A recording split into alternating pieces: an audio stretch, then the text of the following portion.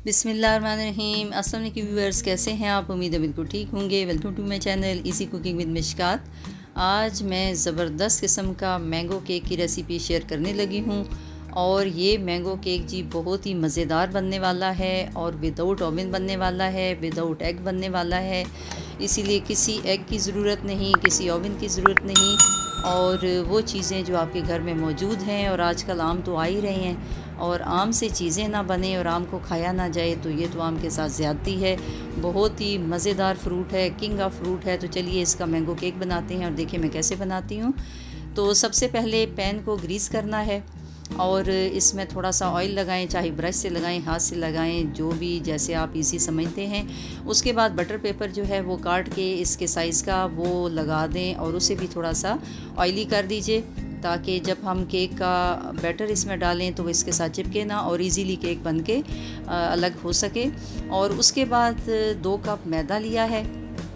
अब यहाँ पे जो स्टेप्स हैं वो गौर से देखिएगा, और ये जो मेजरमेंट है, ये जो आम कप मिल रहे हैं ये उसके बराबर का, और इसीलिए मैं बता रही होती हूँ क्योंकि ये कप तो हर जगह हर घर में मौजूद होते हैं, जबकि दूसरे जो मेजरिंग कप हैं वो तो हर एक के पास नहीं होते। 2 कप मैंने मैदा डाला है, 1 टेबल स्पून बेकिंग पाउडर है और half table spoon baking soda है।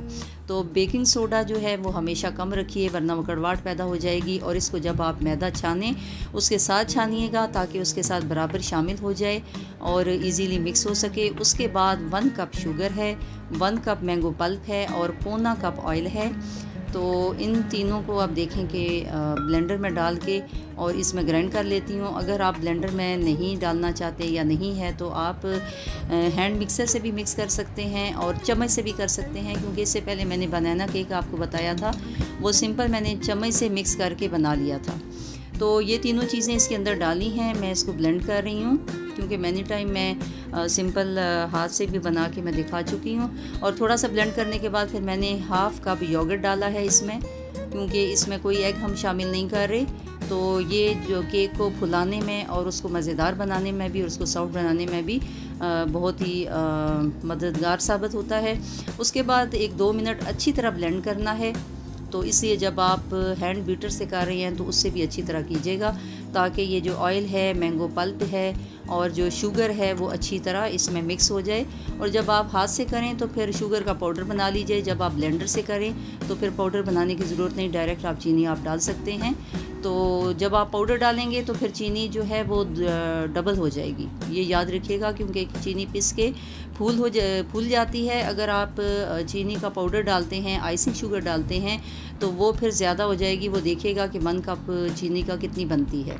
उसके बाद फिर ये जो ब्लेंड करने के बाद जितना भी मैदा है उसको थोड़ा थोड़ा करके शामिल करना है, ताकि अच्छी तरह ये मिक्स हो जाए और उसमें कोई भी लम्प्स ना बने।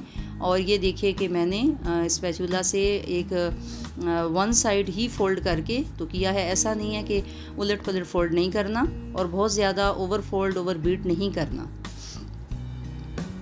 तो ये जो कंसिस्टेंसी है ये ऐसी होनी चाहिए, ना थिक है ना ये थिन है।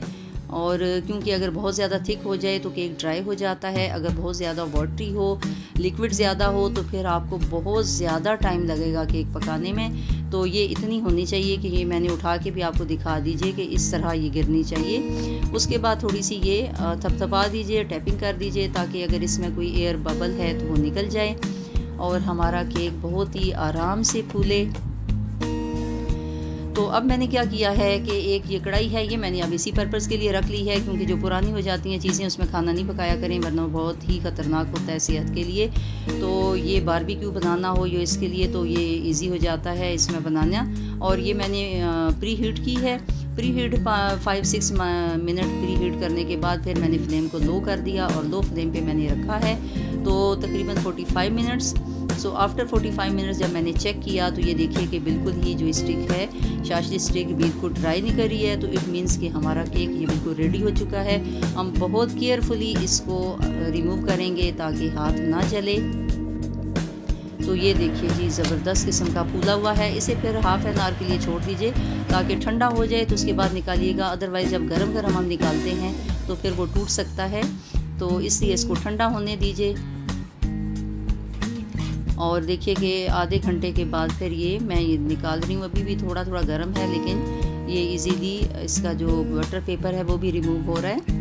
और ये देखिए कि कितना सॉफ्ट है कि मेरे हाथ के जो फिंगर्स हैं वो उनके प्रिंट नज़र आ रहे हैं। उसके बाद मैंने ये क्या किया है कि बच्चों ने कहा जी मामा ज़बरदस्त किस्म का जूसी केक होना चाहिए, तो जूसी केक बनाने के लिए इसको ये आपकी जो भी सॉसेज स्टिक है ये से आप इसके जो है जैसे या फिर फोक ले लीजिए, फोक से भी आप कर सकते हैं, इस तरह सुराख कर दीजिए इसके, क्योंकि जब हम सॉस डालेंगे तो फिर वो इसके अंदर चली जाएगी और बहुत ही ज़बरदस्त किस्म का जूसी और नरम केक बनेगा।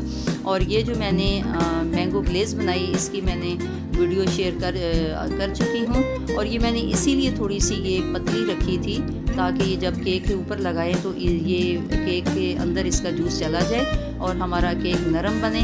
अदरवाइज़ आपको थिक करना इसको चाह रहे हैं तो मैंने पूरा मेथड उस वीडियो में बता दिया है कि मज़ीद क्या करना है थिक करने के लिए। तो मुझे इसीलिए इतनी ही लिक्विड चाहिए थी ताकि मैं इसका केक पे डाल सकूं और केक जूसी बना सकूं। तो ये देखिए, ये देखें अंदर तक ये जूस इसका चला गया है, ज़बरदस्त किस्म का मीठा भी है, ज़बरदस्त किस्म का ये केक बना है। और ये देखिए जी अंदर तक जूस गया हुआ है और बहुत ही अच्छा फूला हुआ है, नरम भी है, मज़ेदार भी है। तो ये अभी आप खा के भी आपको बताते हैं। तो ये देखें कितना अच्छा बैलेंस के साथ फूला है, ना बहुत ज़्यादा ना कम ज़्यादा, ना जला है ना सूखा है।